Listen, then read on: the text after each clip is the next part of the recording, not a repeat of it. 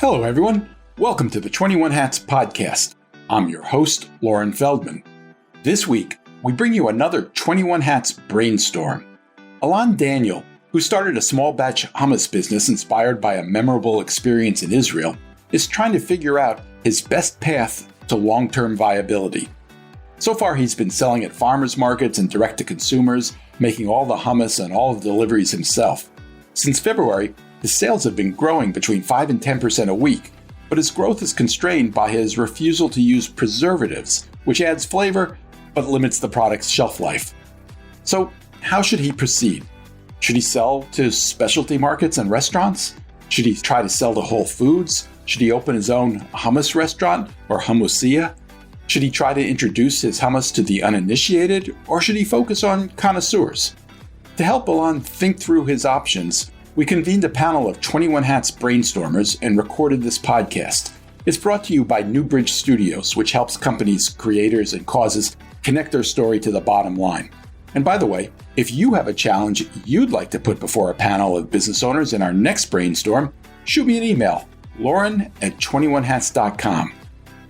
Joining me this week on the podcast are our brainstorm facilitator, Chris Hutchinson, and his colleague, Katie Huey of Trebuchet Group, plus Mars Chapman of Casey's New Orleans Snowballs, Amy Collins of the Olea Group, Rachel Ezekiel Fishbein of Making Headlines Public Relations, Jay Goltz of the Goltz Group, Megan Perona of ARE Manufacturing, Lisa Peterson of Wealth Clinic, Kathy Steele of Red Caffeine, Eric Stites of Franchise Business Review, and Tabitha Mason of Zingerman's.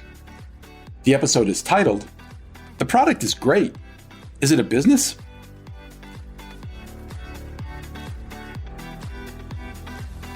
Welcome to another 21 Hats brainstorm led by Chris Hutchinson and his colleague Katie Huey. As most of you know, our goal here is to have some fun, to maybe learn a little, but most importantly, to try to help an entrepreneur who is confronting a challenge. And in this case, that entrepreneur is Alon Daniel, who is building a small business, but is trying to decide what kind of business he wants it to be when it grows up. More about that in a minute. But first, two things. One, this brainstorm is brought to you by Newbridge Studios, which helps companies, creators, and causes connect their story to the bottom line. And two, Chris is going to talk to us a little bit about how this works. You want to explain it, Chris? Sure. Thanks, Loren. I just want to know, as business owners, how many of you want somebody to come up, poke a finger in your chest and tell you exactly what you need to do with your business? Just raise your hand. Yeah, exactly.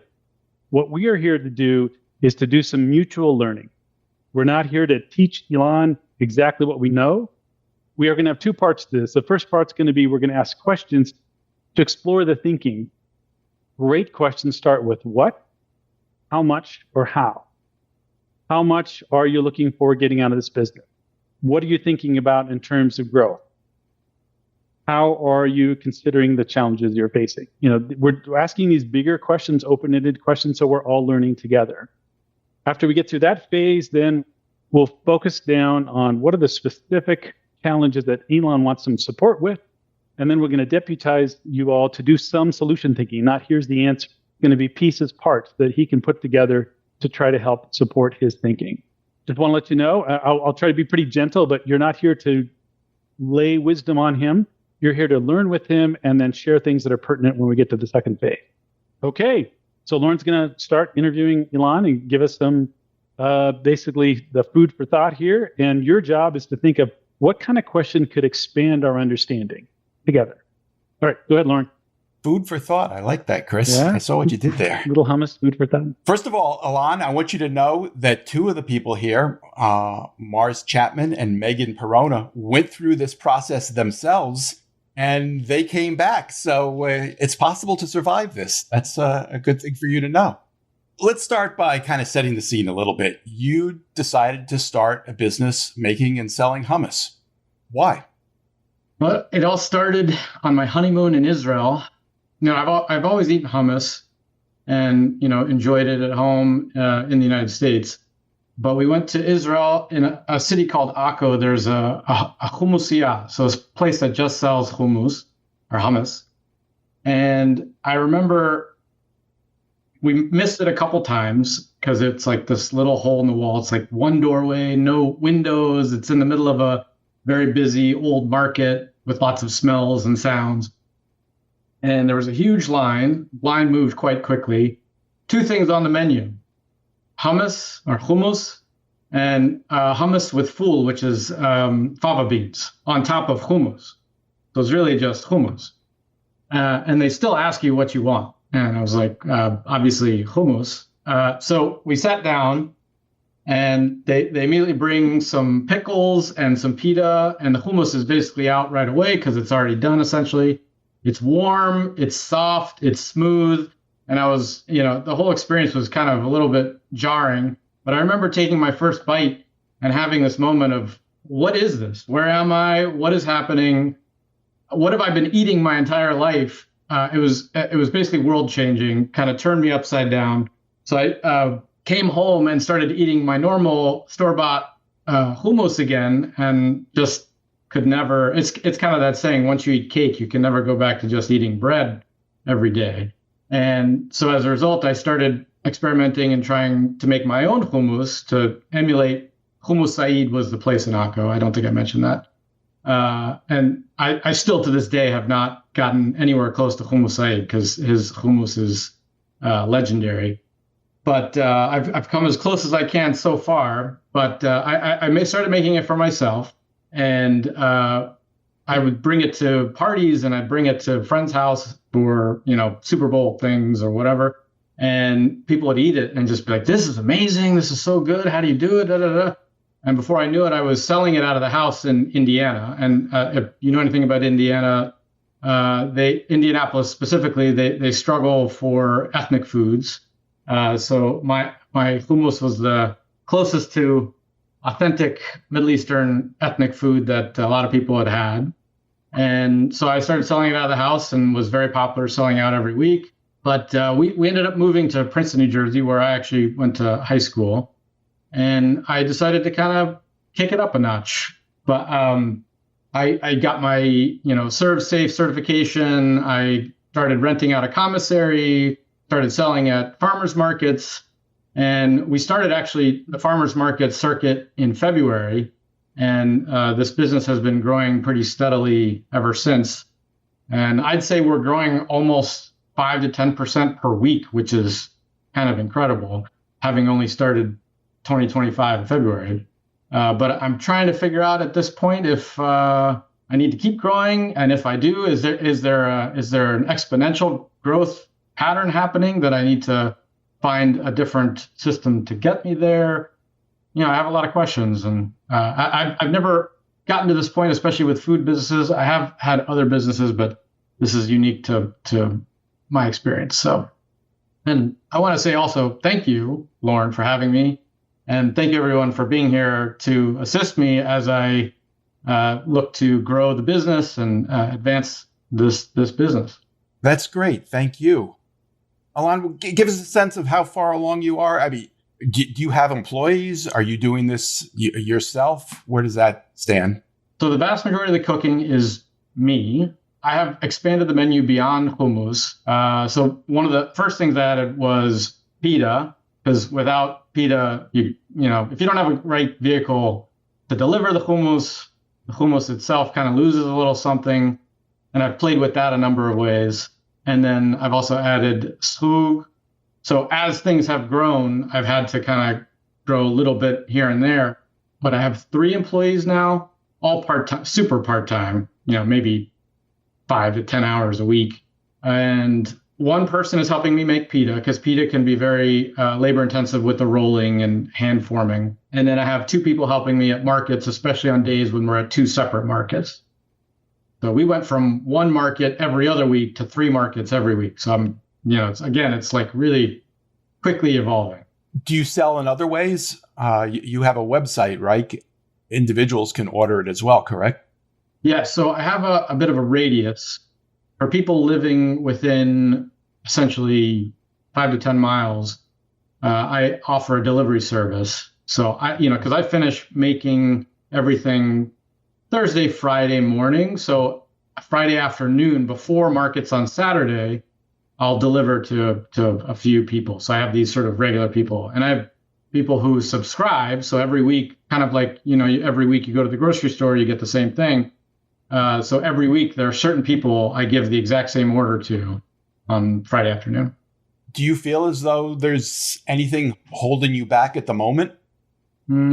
Yeah, I think a retail location would be helpful. I do get that question a lot from people at the market is, do you have a retail location that we can come to during the week? I've had other people say, do you deliver this far out? I can't justify driving, 30 minutes one way to deliver a, $20 order. It just doesn't make sense. So I'll meet people in the middle, but if I had a retail location, obviously there would be a lot easier place to send people. Just come on in, grab some stuff and run. So I think that's a bit of a hindrance. Another option there, and this is where the question starts, is getting the hummus into other locations. So into, say, grocery stores or specialty markets, etc., or finding other restaurants that might want to hold it and then sell it off their shelves. And, the question is, should I be investing and leaning into more of the industrial where I'm focusing on the making and having other people sell it? Or should I have a location where I'm selling it and focus really on the sales? Because those are two extremely different processes and different types of investments. So, industrial would be more in the equipment, and then the retail would probably be more in the space itself. So it's kind of bouncing between the two. And I don't know if there's a happy medium, but. Do you have a vision in your mind of where you'd like this business to be in, say, 5 years? I'd say, prediction and vision are tough. All right. I know what I'd like to do. It doesn't mean I'll go there. I'd say I'd like to see certainly more stability. So in the sense of having my own location where I can make it, that I have full control over the kitchen, and then enough steady growth that I can sort of predict where I'm headed next, as opposed to trying to guess from kind of erratic ups and downs, which I know that's just the way food goes. But yeah, I think if I were to, dream, not just big, but just dream a dream, is I lean more into retail. And I've asked all my employees, my wife, my child, like, where do you see this business going? And everyone has said retail, not industrial, because of who I am, not necessarily because of what the business is, which is, I think, an interesting way to frame that thought. Because I really enjoy the interaction with the people, which they all see me at the farmers market. And, one of my favorite things is giving people something new that they've never tried, and them sort of their face lighting up and be like, what is this, right? Which is the name of the business. Mazeh in Hebrew means, what is this? And a lot of times before they even try something, they'll come up and say, what is this? Because it doesn't even look familiar. So, yeah, exactly. Like, what? So I think retail kind of plays to my strengths, but that doesn't mean that it's going to play to the strength of the business. And I want to make sure I'm honoring what makes the most sense for all of the different people I'm going to serve best, as much as what I can offer the business and the customers. So as some people here know, I met you at a July 4th barbecue this year where I tasted your hummus, which was terrific.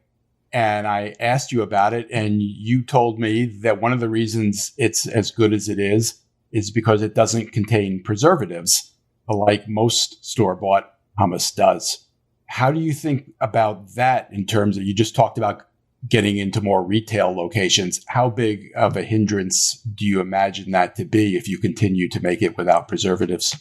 Yeah, I think that's an important part of what makes it as good as it is. Not just my hummus, but what also detracts from the store-bought hummus is the preservatives. The citric acid feels like an overpowering flavor in the vast majority of them, and you almost can't even taste the chickpeas or the tahini. So, I think that's important. And part of what my sort of vision of being an industrial-oriented business that doesn't do preservatives is having these sort of ghost kitchens in locations closer to retail locations. So if I went in that direction, that's how it would have to go in my mind, because you'd have to prepare it close to where you're selling it, not necessarily at the exact location you're selling it. All right, let's open up to questions. Who has a question? And please start by stating your name and what you do. Go ahead, Rachel, introduce yourself. Rachel Ezekiel Fishbein. I do public relations. Alon, your story resonated with me as I'm lover of Israel, lover of hummus, and actually have a friend in the hummus business. I'm wondering what your vision is for your audience. If you are envisioning this as more of a niche product for a specialty audience, if you're hoping that this is going to become a larger thing that introduces everyone to hummus. Because in my head, as a PR person, I have all these ideas about the narrative of your story, but it really depends on who you're trying to reach and how you're thinking about your audience. Yeah, that's a great question. The audience, honestly, I kind of think is everybody, like you said, just trying to get people to taste what as close to real hummus should taste like. Again, not Saeed, but I'm close. And also, it's not the preservative-based stuff that you get at the grocery store. But I think, I'll give you an example of what I'm experiencing now in Princeton. One of my main audiences in Princeton are Israelis, because Princeton University is a major attractor of Israeli high-tech talent, et cetera, that end up becoming academics here. And so a lot of Israelis end up moving here, don't stay for very long, some stay for very long. But there's actually a WhatsApp group specifically is for Israelis in Princeton. So it's super, super local, super specific. And people come to the farmers markets because they saw someone post that I was at a farmers market in that WhatsApp group. And one of the things I've also seen is I've seen Israelis get very passionate about my hummus because I think it gives them an ability to share their culture, our culture, with non-Israelis that also then get very excited about what is this thing I've been missing my whole life that you guys have been doing for, however long. It's sort of like almost the Apple situation with the early adopters. They're not early adopters. They're already adopted, trying to then evangelize hummus to other people. So they've sort of been a great asset for me in Princeton.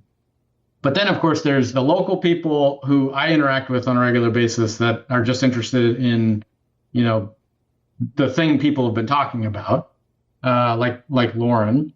And then, of course, there's tourists that come through farmers markets that are just kind of exploring the farmers market, and they kind of find this new little experience on one of the stands. And, they'll sit and talk with me for a good chunk of time, just learning about different types of food that they'd never heard of or whatever.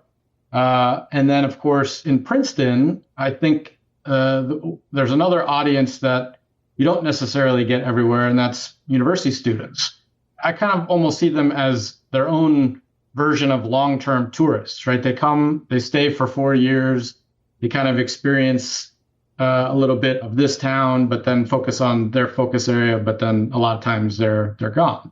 So I think there's 4 different audiences that I currently interact with. And right now, I think the one that gives me the most sort of, I guess, the biggest megaphone, if I were to put it that way, are the Israelis. Okay, Jay has a question, then Eric, then Kathy. So Jay, go ahead. What's your question? I've got a couple, 3.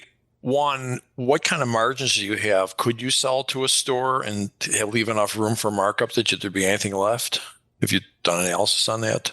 Yeah, I think there is. I think I'm right now, though. I'm my margin right now. So cost of goods sold is 20%, which is not bad. So I could probably sell it at 50% and then still have 30 left over. That includes labor when you say cost of goods sold, right? No, that's what that's called cost of materials. I'm in the frame business. I fight with people constantly with this. They don't count their time. Cost of goods sold in manufacturing includes labor. So with the labor, how much is your cost of goods sold if you had to pay people? Well, if you count me as zero, then it's but That's the a question. problem. Yeah, that's the question. That's a great set of questions, Jay. Let me just ask, did you look into getting kosher certification? Yes. I don't have I can't do it yet because right now I'm in a commissary. So once I get my own location, then I could look at that. I've already talked to my rabbi in town. Once she found out I was doing it, she was already like, have you ever thought about going kosher? I'm like, and well, yeah, but I can't yet. You're not going to hecture this commissary that's working with pork and whatnot. Right. Great. Thanks, Jay. Eric, why don't you introduce yourself and ask a question? Yeah, Eric Stites with Franchise Business Review. Elon, very interesting business. You touched a little bit on it, but I want to kind of go back to,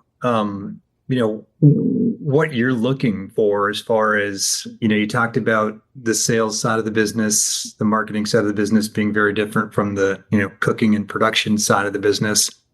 I guess I want to understand where your heart is a little bit more in those two areas. And then also generally from a financial perspective, are you currently meeting, your kind of lifestyle goals? Are you looking to expand that dramatically?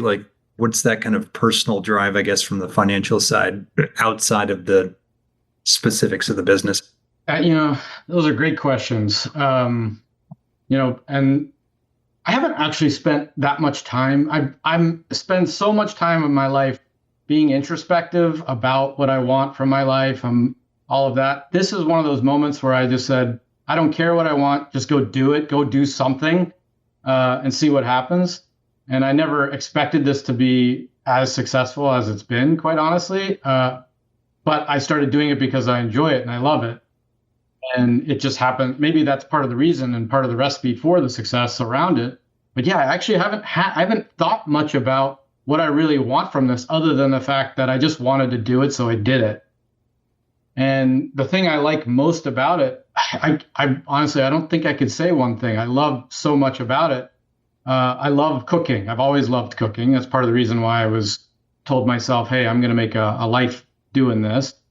But I also love socializing, they're two very different things. Cooking is not very social, but the selling is extremely social. So I get to do sort of, scratch two itches with one business.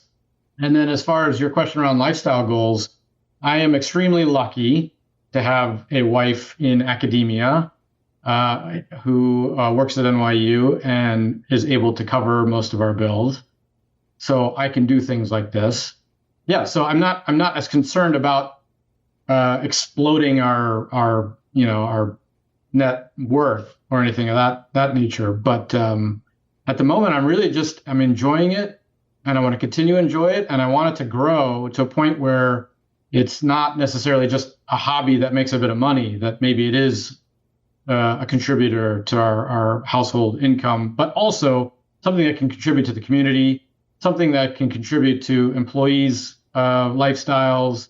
It doesn't necessarily have to be just about me because I get so much joy from giving. I worked in the nonprofit sector before, if that tells you anything. I really did enjoy giving more than I enjoyed getting. And I hope to get it to that point where I can also give as much as I'm getting. All right. We have Kathy, and then there's Amy, Tabitha, and Mars. So Kathy, introduce yourself and your question. Yes, I'm Kathy Steele. I am the CEO of Red Caffeine. And I love Eric's questions about your vision. I think that's critically important to setting the direction. But my question is really about your product itself. Talk to us. I mean, you talked about it being a fresh product without preservatives. You talked about it being something unexpected from what people traditionally expect from hummus. But tell us a little bit more about what really truly differentiates it from other products out there. How could you, in a marketplace where it's going to be very competitive, stand out? The proof is in the hummus. But unfortunately, I can't send you all samples. But when people do come up and try, because I'm very sample oriented, because it definitely has a unique flavor to hummus. People who are in the restaurant business will taste it and be like, this is very unique in flavor, and it's delicate. It's very subtle in its uniqueness. I guess it's my spice mix, but also Israeli hummus is a little different than the typical because it's more tahini based as opposed to more chickpea based. So it's a little richer. So Israeli food in general tends to catch people off guard, I think, in a lot of ways, because it is a little unique. Not completely, because Israel is a melting pot of many Jewish cultures around the world, and we brought all of these different culinary traditions together. And so, for example, amba. I don't know if you've ever heard of amba. It's kind of a fermented mango pickle that we use on something called sabich a lot, and other stuff. But it's very similar to a chutney, right? But it's from Iraq. It's the Iraqi Jews that were doing business in India that brought it to Iraq, made it popular in Iraq. But then when we moved to Israel, immediately started building these amba factories, and it's one of the major ingredients in a lot of Israeli cooking. But it's Indian, Iraqi, Israeli. It's sort of this weird amalgamation of different cultures all mashed together. So I think the Israeli thing is starting to catch some popularity, but it's still a little bit unique in the United States. So, for example, in this region, we have Zahav and we have Laser Wolf, and I don't know if you've heard of Zahav. Was it Michelin? It's an Israeli restaurant in Philly. He's a James Beard, I think, award winner, maybe Michelin star. I can't remember all his. It's a restaurant it's impossible to get into in Philadelphia. Okay. So you are definitely a foodie choice, regardless of the origin of the product. Talk a little bit about like shelf life and some of the barriers to and limitations to the product. Yeah, shelf life is probably going to be a challenge. I would see it.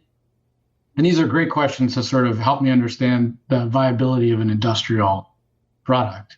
I think the shelf life is probably about a week. So it would probably sit in, say, a deli aisle as opposed to the hummus aisle. So that is a bit of a challenge, right? The freshness and the lack of preservatives on a grocery shelf could be a challenge for maybe one that it's not turning as quickly. So they'd have to throw it out a lot more often. So that's a good point.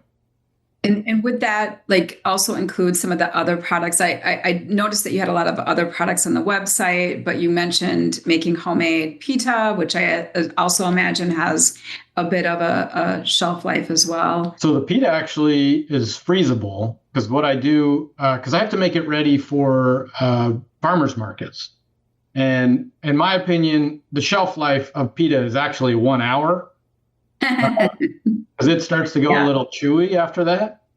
So I par bake it, freeze it, and then when I go to the markets, I actually take a little pizza oven and finish it for people, or tell them, take it home, freeze it. When you're ready, pop it in the oven for 5 minutes and finish it off. So, and that has actually worked quite well. Let me see if I can get these other 3 questions in before we break out to talk about, or we get to that place where you're going to pick what you most want us to give advice on, or ideas or caution. So we've got Amy, Tabitha, and Mars. Amy, introduce yourself. I'm Amy Collins. I'm the founder and CEO of the Olea Group. We provide underwriting services to community development financial institutions across the U.S. So I do not know anything about the food industry. I know a lot about small business finance. And I'm curious if you are interested in or would consider opening a restaurant. I'll also add, I lived in Jerusalem for 4 years between 2017 and 2021. So I have eaten a lot of hummus. And I think I would be your customer if I lived close to you. So I can kind of put myself in the shoes of your customer, I feel like, and combining that with my experience with small business finance and hearing what you're saying about this dichotomy, or what you view as, are we doing retail or are we, what did you call it, doing industrial production? Like retail to me feels like all the downsides of the industrial side without the upside that you would get from a restaurant. A restaurant sounds like it would connect your passions of being with people, serving people, kind of helping people to experience the food and fall in love with it.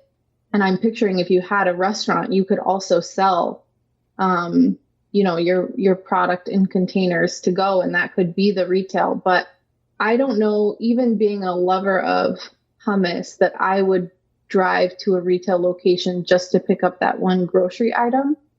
And so that points me to, I feel like you either need to go industrial and try to get into Whole Foods and all these other, bigger stores, or open a restaurant. Are you interested in a restaurant? Well, I'll clarify. When I say retail, I mean restaurant style, where I'm interacting directly with customers as opposed to me having, getting a middle person as in a grocery store or something else. So imagine when I think retail, I think hummusiya. Okay. Really small, just has hummus, but stuff that complements hummus as well. But you can eat it there at the counter if you want to. Yeah. Got it. Okay. Good clarification. Thank you. Tabitha, introduce yourself and your question.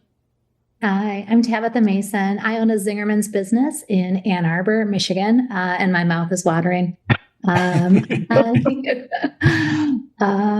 Feel like I would have better questions if I really understood your vision and where you want to go, because that is something that we really stress within our organization. But taking that to the side, I'd love to hear about how you set your current pricing structure and what you see right now are the bottlenecks to either further growth or helping you make your decision. Yes, those are great questions. So my pricing structure is on the low side. I want to be in a place where everyone can access it, but I'm also able to have some margin to make sure that I can grow as a business, because you want to be able to take some of that from the top and put it back into the business. I think if there was a retail location, I would have to increase my price a little bit. So, for example, 5 ounces of hummus is $6 on its own, and it's pretty small. I think it's about a single serving. So for like one person at one sitting. But then I have a hummus with a topping, right? So I have the toppings themselves you can eat on their own, except for maybe zhug. I don't know if anyone knows what zhug is, like a really spicy green sauce. And I do a 2 for $10, right? So it's a nice little upsell where it's like, you save $2 if you get another thing. And it usually complements the hummus itself.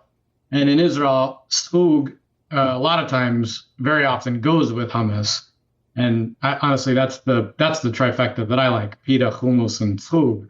And you kind of put the zhug in the middle and swipe. But I have other toppings as well. So if someone's not into spicy stuff, I've got a sweeter thing, or I've got a more umami thing, but you can definitely have those on their own. Some of them are their own dips. Some of them are almost salads on their own. So that's kind of my structure right now. It's a good way for me to get complementary things together at something that makes the customer feel like they're getting a good price as well as, a good value. And I for simplicity's sake, I just do $1 per piece of pita. And then, sorry, what was the second part of your question? That was the pricing structure. I'd love to hear about what you think the current bottlenecks are, either to helping you make a decision or to growth. Yeah, so one of the big bottlenecks is finding space. I've actually started looking, and I've been talking to listing brokers and whatnot of different spaces.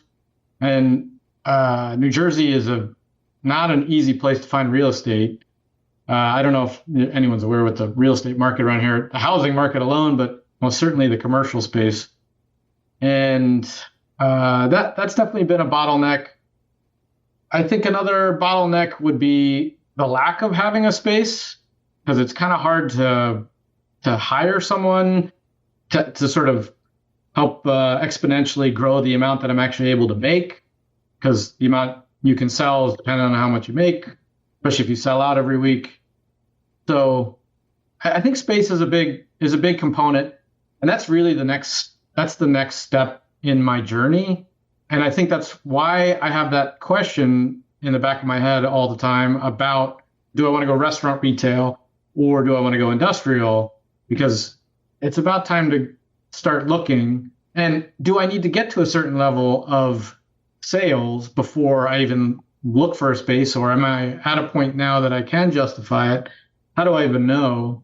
So yeah, I think the space is a big component. So we have 2 more questions, and then we're going to shift to the Alon gets to pick sort of what his most important request of us would be, and then we'll all provide some advice and ideas. So it's going to be Mars and then Lauren. So Mars, go ahead and introduce yourself. Hi, thanks for sharing your story. My name is Mars Chapman. I own Casey's New Orleans Snowballs in Austin, Texas. I too am very passionate about a food product that is rather specific and not treated fairly by the laws of thermodynamics or physics. I have a very short question and then one that's just a little bit more. One, are you paying yourself? And then 2, have you ever worked in consumer packaged goods or restaurants before? I am paying myself a very modest amount. The best paid employee on my staff is my 10-year-old daughter. So I'm paying myself in a way through her.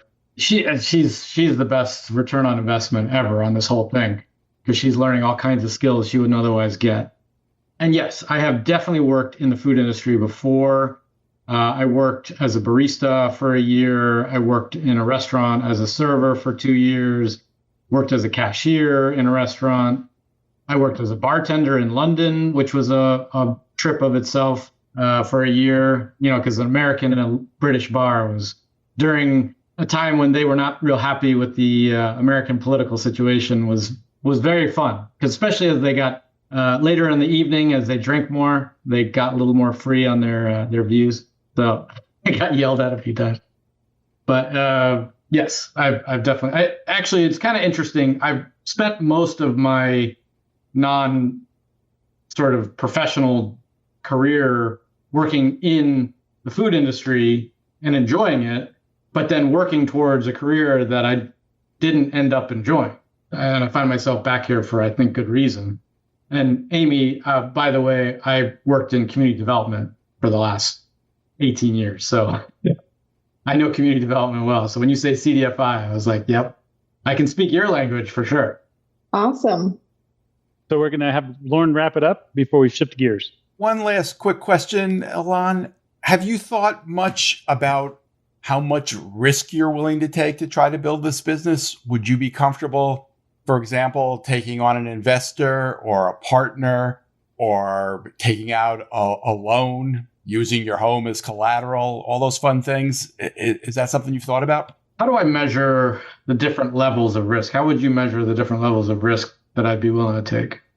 I'm not sure what you mean, but You willing to sign a lease? Are you willing to sign a lease for $3,000 a month? Yes, that I'm willing to. Well, as long as it's not 10 years. That was one that I've had recently where I was like, 10 years, that's a long time. Yeah. And then with a 5% escalation clause. That's ridiculous. It's ridiculous. And it's not a very high traffic area either. So no, those calculated risk for sure. Investor, I want to see how far I can go on my own before I need to take on an investor. I guess it would depend on the situation, right? If the investor is bringing something to the table that can grow the business in a way that I can't, then I could see that being an important value to the business itself. It depends on sort of how we might interact as well. And then putting a mortgage on my house, maybe. I don't know. Can we get your wife in the picture here? Yeah, I can get her. Okay, so we're at the turning point in the conversation, but I'm wondering if, you can also just pull back a little and say, what would you really like for this group to give you? And here's what they're going to do is they're going to give you a success tip, a caution, or next step. It's not, here's your business plan for the next 5 years. It's just one piece like, oh yeah, watch out for this, or here's something that can be really helpful, or here's the next step that you might want to take. And so what can we do for you, Alon? What's the question or the consideration you want us to give you advice about? So I think ultimately it's how do I decide which way to grow and what pieces of information are my clues to finding out what is the right decision around the markets that I have. When I say markets, I mean the audiences for Rachel's way of framing it, as well as the customer base, the product types, as well as the type of business that it might better be suited for. Does that all make sense? Let me see. So I might have captured it. I tried to do it in the text in the chat field. I said, how do I decide which way to go? And what are the clues and pieces of information I need to know? Is that the basic thing? Yeah, I think that's good. Okay. So Katie, can you move us over to the second step of the next? There we go. Perfect. So this will be a little bit quiet. We're going to have people type in your name and then whatever the thing is that would answer this question. How does Ilan decide which way to go? What are the clues and pieces of information that he needs to know to make this decision well? So at this point, everyone in the brainstorm attempts to respond to the question formulated by Ilan and Chris by offering a success tip, a caution, or a next step. The participants type their thoughts into the software program that Chris uses, which allows everyone to see the suggestions and to like the ones they favor. The suggestions that get the most likes rise to the top of the list. When everyone is ready, Chris asks the authors of the most liked recommendations to explain their thinking to Ilan. And so, Jay, why don't you kick us off there with the one at the top? And remind us who you are. Jay Goltz. I own Artists Frame Service, picture framing, and a furniture store, 120 employees. If you ask me what my biggest mistake was, pricing, it's absolutely at the top of the list. I think one's going to have to really get a good understanding of what is it truly going to cost to manufacture this when you're not using 10-year-olds or yourself, and selling at retail, whoosh, half the margin's gone. So the question becomes, where's the best opportunity to, either do the volume at a lower margin, or maybe it's not worth chasing the volume and going for the full, taking the whole markup, or maybe there's somewhere in between with doing more online stuff. And I think the kosher thing is kosher sells a lot more product. It's not just Jews that buy kosher. A lot of people buy kosher, vegetarians, Muslims, blah, blah, blah. So that might be a big advantage. Saw several people nodding their heads to that. So that's really good. Ilan, any question, or should we press on to the next one? Yeah. So what are some good ways to pricing strategy? What's the best way to determine, your pricing strategy beyond your own cost? How can you know what the market will bear other than putting it out there? That is a huge mistake that I've watched lots of people go broke. They think the key is you got to go out there and charge as least as you have to. And the secret to business is charging the most that you can. And the fact of the matter is, when you're making a premium product, I hear words like, oh, I don't want to rip anyone off. Oh, I want to be fair. I want to be accessible. There's only one word as far as I'm concerned, and that is, what is the appropriate price? And the appropriate price includes you making sure you can make money on it. And if the market can't bear that, you don't have a business. So Zingerman's is a lovely, great place. Love it. It's not inexpensive, right? Would you call it inexpensive? I don't think so. Tabitha's shaking her head pretty vigorously. Yeah, so. I got the same thing with framing. No matter what I charge for picture framing, people complain about it. And I see people go broke all the time. And I can't tell you how many people have told me the year after they came to a class I had that it saved their business. You got to charge what you got to charge. That's the reality of business. And until you figure out what your true cost is, to figure out how long does it take to make, what is your margin, and then you have to figure out what your overhead is that the margin's got to cover. You need to come up with a quote unquote model income statement of, okay, if I want to make $100,000 a year, here's what I got to gross, here's what my material is going to cost, here's what labor is going to cost, and here's the overhead, and see if you can get that to work. But really, you're building your pricing strategy around your overhead. Absolutely, your cost. Absolutely. Cost, okay. It's certainly not. Well, other people are these places that you're competing against are mass, gigantic factories, cranking out hundreds of thousands of these products. You can't use that. You've got a premium product. It's got a short shelf life. It's not going to be the same price. And maybe Tabitha has a good sense of what are sort of margins around premium products. Ann Arbor is maybe a little different than Princeton, but college town. So we'll skip over to Tabitha. We don't apologize for our pricing. It is important to us that we have products that are approachable, but that there's a big range, right, within approachable. And so we have a wedding venue that has very small and very large. You can buy day old things and a happy sandwich all the way up to something very expensive. And so for us, it's understanding why we charge what we charge and helping our customers understand that. And so our customers, when someone says on a local, group, oh, don't go there, it's too expensive, they hop in and talk about our insurance and all the things that we do for the community because they understand. So I'm looking at what market can bear, and we aren't ashamed of profit because you can do good when you're profitable. And there are going to be people that say you're too expensive. Live with it. That's life. You can't think you're going to get everybody to say, oh, no, that's reasonable. Like, yeah, there's going to be some people that they want to go get cheap crap. Knock yourself out. Yeah.